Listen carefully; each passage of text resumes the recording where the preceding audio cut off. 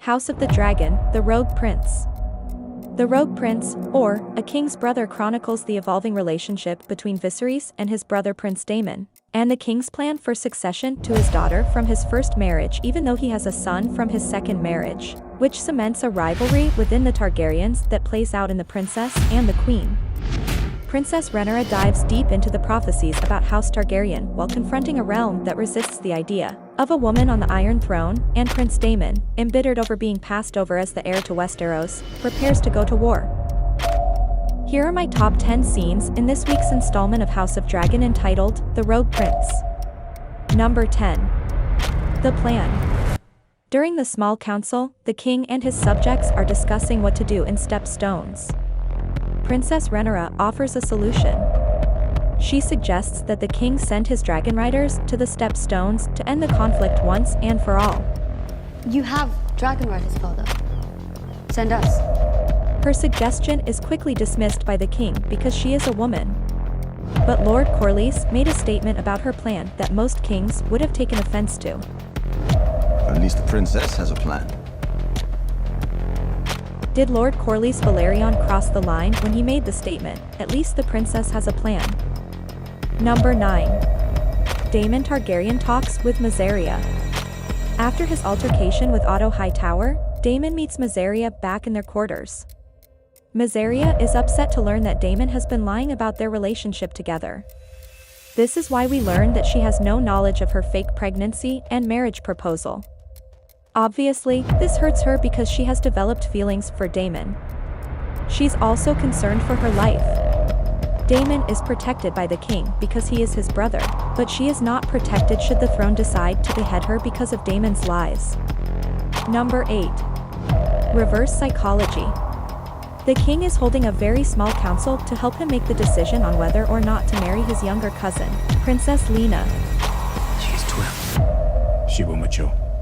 Otto Hightower takes this opportunity to use reverse psychology on the king. This undoubtedly to me destroyed any chance of Princess Lena marrying into royalty.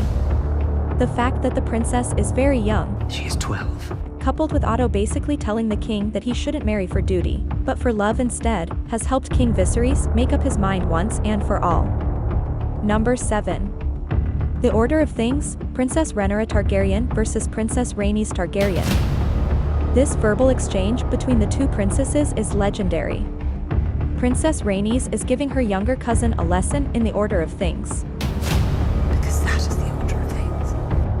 This is also an attempt to dissuade the younger princess, and heir to the throne, from interfering with her father's decision to marry the much younger woman, Princess Lena.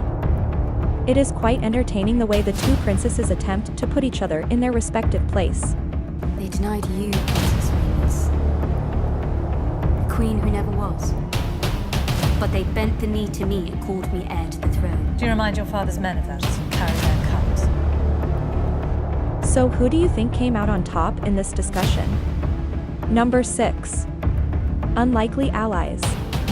It's not surprising that Corlys Velaryon allies with Daemon Targaryen. During the meeting of the small council, I always felt like Corlys was in favor of Daemon's actions.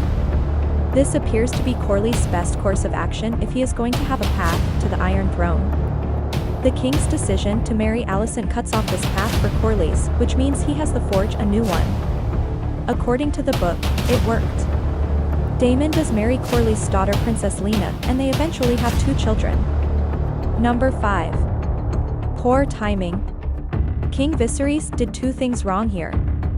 The first one was he could have told his daughter about his plans to marry Alicent the night before. This would have given him time to explain to her why he was making this decision. Subsequently, it would have given her an opportunity to voice her opinion and they could have come to some sort of understanding. Number 2, he should have waited to reveal this news to everyone after he's dealt with the situation in Dragon's Keep involving his brother Daemon, and the uprising that is currently taking place in the Stepstones.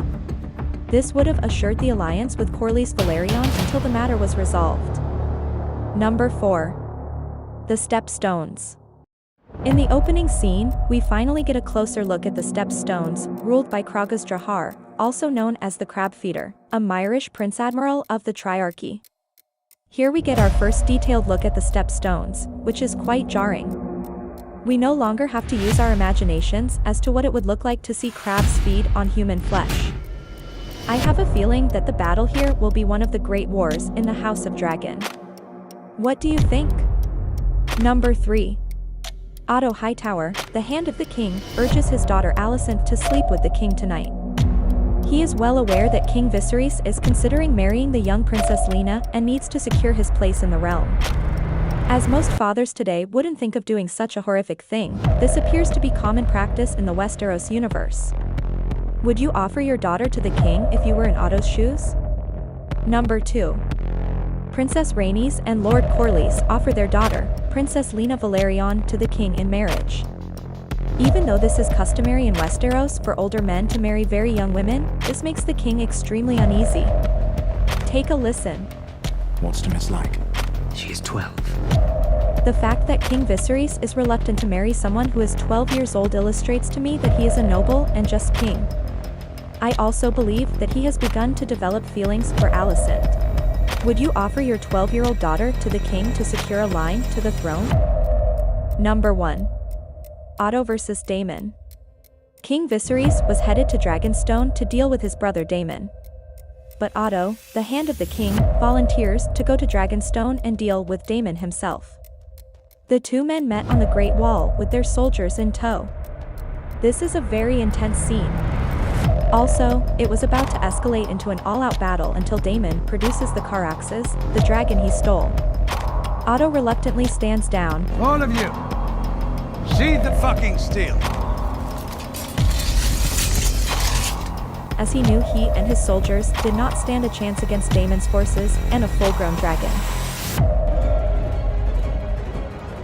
So what did you think of House of Dragons so far? Let us know in the comments section below if you loved it or hated it. Also, don't forget to like and subscribe to the channel for more Game of Thrones content like this. Thanks for hanging out with us, and we'll see you next time.